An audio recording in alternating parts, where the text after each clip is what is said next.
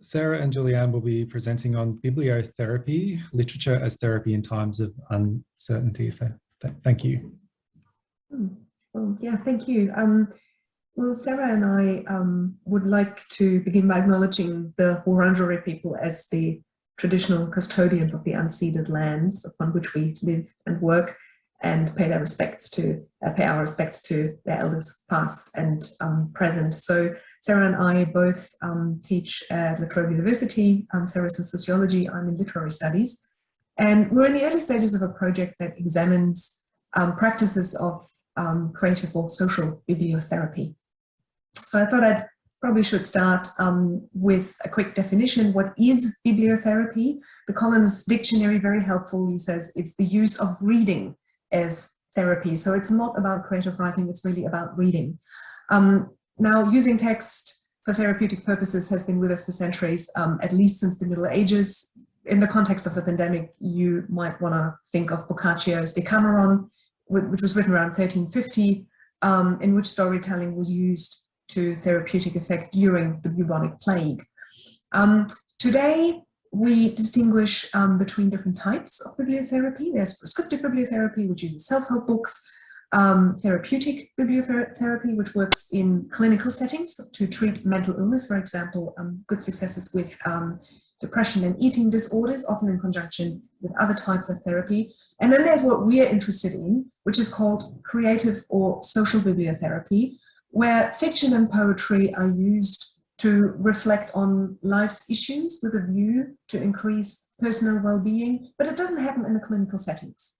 Quite often it happens in groups. For example, book clubs are quite an informal forum to discuss literature and life. There are also slightly more formalized ways of doing this, for example, in shared reading groups, where a group reads a text out loud and discusses it together with a facilitator, often a trained facilitator. And these groups take place, for example, in prisons and aged care facilities, hospitals, libraries, etc. There are also sort of one-on-one forms of bibliotherapy, some in commercial settings where, for example, you can book a bibliotherapist to curate a prescription of books for you. For example, the School of Life offers that in Australia. And there are, of course, podcasts, there are blogs, and obviously books that offer bibliotherapeutic advice on how to use reading for personal well-being. Thanks, Juliane. So while the clinical bibliotherapy is pretty well researched, that's less the case for social and creative bibliotherapy. So that's what our project is trying to address. And we're focusing on social bibliotherapy in Australia. And first of all, we're trying to work out how it works, how can literature be therapeutic, but also looking at practitioners and how they understand the work and the main ideas underpinning it. And I guess also how can we understand bibliotherapy as a cultural phenomenon. So we're at the very early stages of this. And for this initial stage of the project, we conducted in-depth semi-structured interviews with practitioners in Victoria and New South Wales. So these included Nina Killam and Sonia Sakalakis at the School of Life, Chris Smith from Shared Reading New South Wales, and Susan McLean from the State Library of Victoria. And I should say that bibliotherapy in Australia is quite a small community. So we decided to, we had to let the participants know that they would be very easily identifiable, so they are not anonymous in this study. The other thing that Juliane and I both did was participate in some introductory training run by Chris at the Shared Reading New South Wales. So we took part in 4 shared reading sessions, and then there was a period following that where we discussed with the facilitators how it worked. So we learned a bit about it there too. And of course, we're also drawing on published accounts by bibliotherapists of their practice.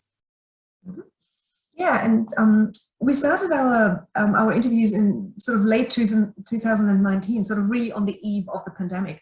And so obviously we're now particularly interested in the scope of bibliotherapy during COVID-19. And interestingly enough, all the bibliotherapists we have interviewed said that they have experienced an increase in interest. And one of them said that in the early stages of the pandemic, people were asking specifically for dystopian fiction. And as the pandemic has been wearing on, people now tend more to escapist reading. I'll come back to that point later on. But sort of more broadly speaking, COVID-19 has actually been good for reading. So particularly in the early stages of the pandemic, magazines and newspapers promoted reading as an antidote to lockdown anxiety and boredom. Sales of adult fiction in Australia are up by about 20% compared with 2019. And booksellers note a significant sort of little pre-lockdown spikes of 25 to 30%, particularly in Melbourne in June 2021. Now, even the Decameron is experiencing increased sales, and it has also served as a model for other pandemic writing projects. So the most successful so far has been a short story collection, which was commissioned by the New York Times. It's called the Decameron Project. And all these stories deal with the experience of COVID-19. So one of the common things that the bibliotherapists commented on in terms of the impact of COVID on their practice was the usefulness of reading as a way to slow down a racing mind. So, for example, the practitioners at the School of Life found that during lockdown, people were coming to them requesting recommendations for books that would really grab them from the first page. So people were having trouble concentrating, getting caught up in the news cycle and watching too much YouTube. And they really wanted books that would really grab them and make them focus and become absorbed in a story. Nina from the School of Life describes this as a book trance that occurs. So you can feel your brain relaxing, she says. And she sees reading fiction and reading deeply as an antidote for the anxiety generating social media and news cycle that we're experiencing at the moment. Reading groups also aim at creating stillness. So partly as a way to slow down rumination, but also as something that can help generate reflexivity. So in these groups, you're often being read to and the facilitators read very slowly. This makes people slow down. Initially, participants tend to struggle with this, but after a number of sessions, people tend to find it pleasurable and even soothing. So Susan McLean suggested that her practice increasingly takes a mindfulness bibliotherapy approach, as she calls it. And she explains in the introduction to her podcast that she will read slowly so as to, quote, savor each word, to pause and dwell quietly in the space. And her podcast was developed as a response to COVID, and season 1, created in 2020, aimed to help people, quote, stay calmer in this fragile time, offering respite and comfort through the healing power of great stories. Season 2 was created in 2021, and this included more guided self-reflection. So after the story, Susan would ask people to think about their own lives and reflect on the themes. And this, she said, was an attempt to try and help people work through the uncertainty and associated emotions that the pandemic had released. Similarly, in Chris Smith's reading groups, he pauses at points in the story to ask questions to prompt personal reflection from the participants. So he also says that he picks questions that get straight to the emotion in the story. So things like, why did this character react like that? What do you think they're feeling? And this will often prompt people to reflect on their own experiences and relationships.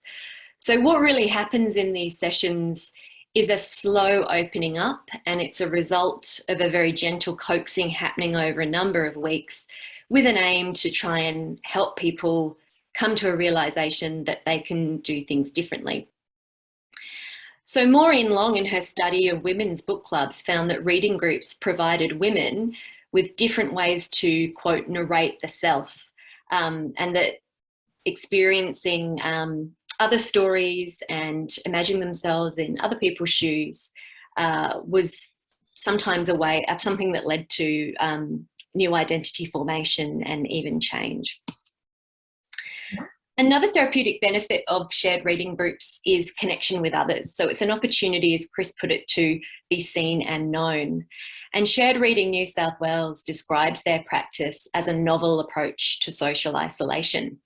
So they emphasise shared reading as a way for people to connect on a deeper level. And COVID-19 generated interest in their work as it made people realise the importance of quality connections.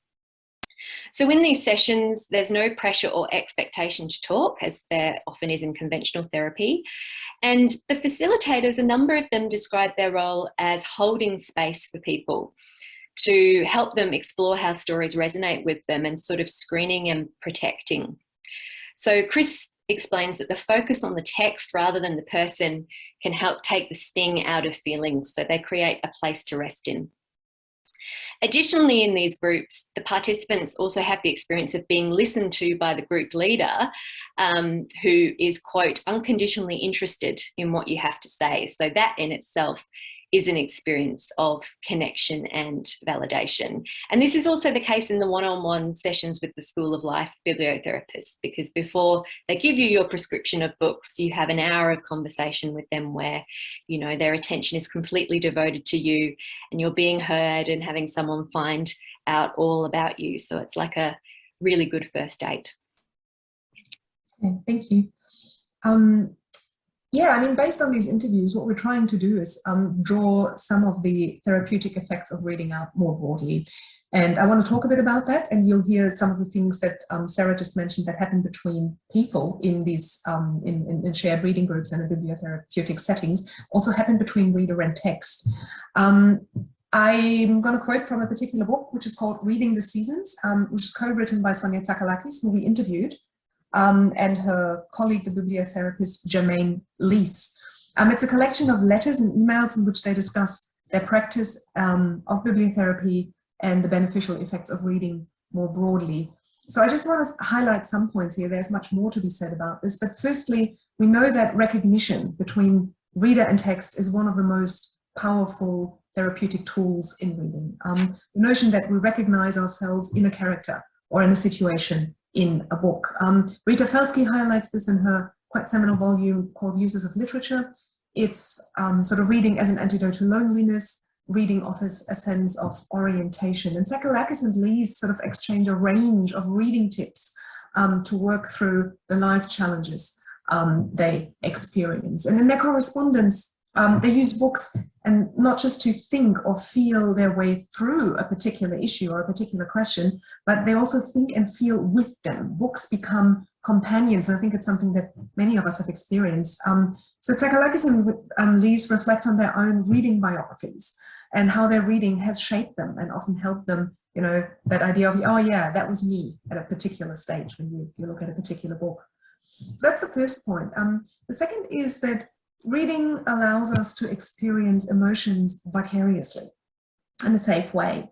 Lees remembers reading Stephen King as a teenager, and I quote her, she says, without being aware of it, I was preparing for adulthood by trying to get a grip on the deepest and darkest emotions I hoped never to face. And it sort of made me think of sort of one of the reasons why people ask for dystopian fiction during the early stages of COVID-19. Books are a way of offering guidance, of offering orientation of this is what could potentially happen, but they also offer a way of working through the feelings, the negative feelings associated with them, the anxiety, the dread, in a reasonably safe way. And indeed, and that sort of leads me to the third point that I want to make, perhaps the most complex point, the therapeutic benefits of books lie in their invitation to play, and play in the sense of Donald Winnicott, play as a transitional space, an intermediary realm where fantasy and reality connect. I think it's something that also came up in the previous presentation we've just heard. Tsakalakis describes books as a, quote, my holding space, an elusive, mutable mid-space where you're not quite sure what happens next. And you're not quite sure what happens next in the text, obviously, but also what happens next with you as a reader.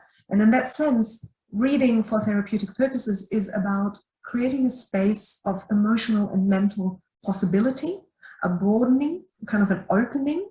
Alison Ravenscroft, who's both a literary scholar and a psychoanalyst, has described this kind of reading as a, quote, a process through which we bring ourselves into uncertainty, through which we cause doubt to fall on our perceptions.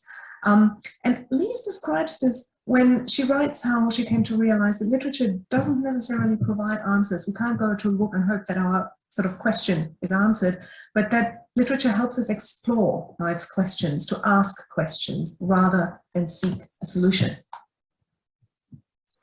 So just very briefly, if I've got time, Nicholas, as a very short conclusion. Obviously, these are some of the ideas that are emerging from the research, and we're just starting to think about how we might theorise how practitioners understand the work and how literature is therapeutic. But on this issue of how we might make sense of bibliotherapy as a cultural phenomenon, I mean, one approach is to consider it as sitting within therapeutic culture and the happiness industry more broadly. So gaining in popularity as a reflective tool as individuals in late modernity have to undertake, you know, reflexive projects of the self. But equally, it could be seen as countercultural, so a practice that isn't outcome-based, that works by slowing down and making connections, and that is about creating openness and normalising a range of human emotions. But there's obviously a tension here between these two perspectives that requires further exploration. Thank you. Thank you both. That was it's really good.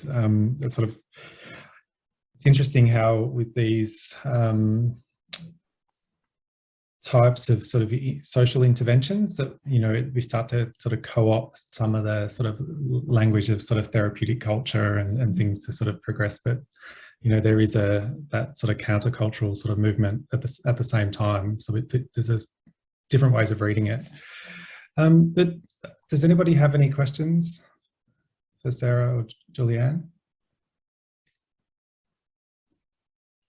Marie. Hi there. Thank you both for a really wonderful presentation. I'm sorry to say that I hadn't heard of bibliotherapy before, but I'm very pleased to have. It might be a little bit off topic, but because I know you're focused on therapeutic outcomes, but Nicholas just mentioned the word social intervention there. In your presentation, you talked about how people who have undertaken bibliotherapy, it changes their relationships with other people. People are prompted into vicarious feeling. It prompts uncertainty of your own position. You ask questions of yourself. And so my question is, do you think there might be some possibilities for bibliotherapy to help us get around some of the really, really sticky questions around like the culture wars? We're in a place at the moment where we have like quite a big divide. It's already quite big and it feels like it's getting bigger. So I wondered if bibliotherapy might be a way of helping us bridge some of those divides, as well as being, you know, a social intervention in that respect, as well as being a therapeutic intervention.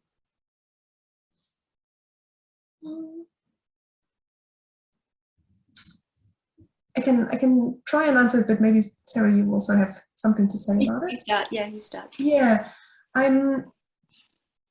there's literature around whether reading actually makes people more empathetic, and there's some controversy around it, because even avid readers are not necessarily empathetic people.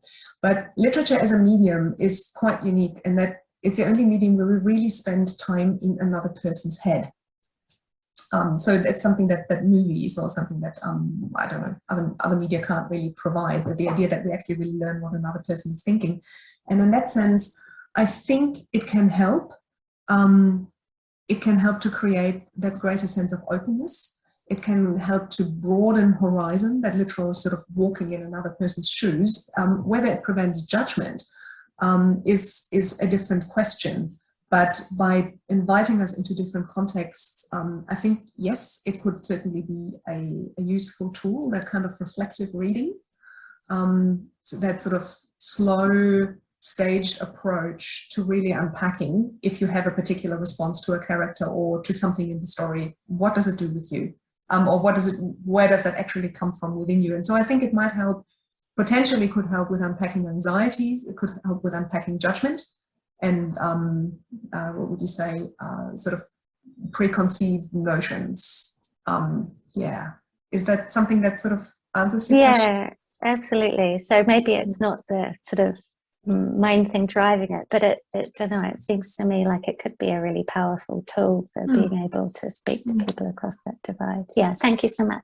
Yeah, Sarah, did you want to add something to that? Oh, I was just thinking that a lot of the research on book clubs, of participants of book clubs, they'll say that one of the things that they like about it is that it broadens their horizons and kind of changes their minds. But yeah, the jury's out on the long-term impacts of that. But I mean, I was also obviously thinking about Gail's presentation, and you know, maybe that those kinds of immersive experiences might be even more powerful than reading. But I guess it depends. It's good to have different avenues, isn't it?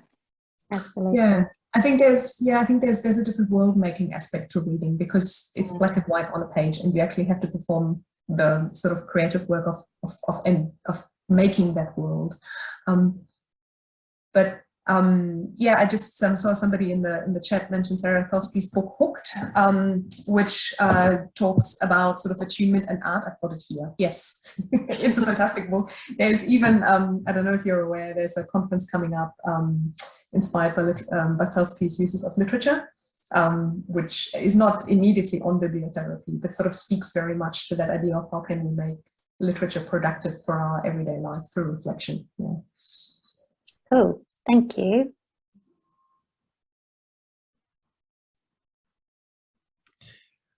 Thank you, Sarah and Juliane. That was really great and fascinating. And thank you to all the presenters from this afternoon session. It's been a pleasure to be the chair.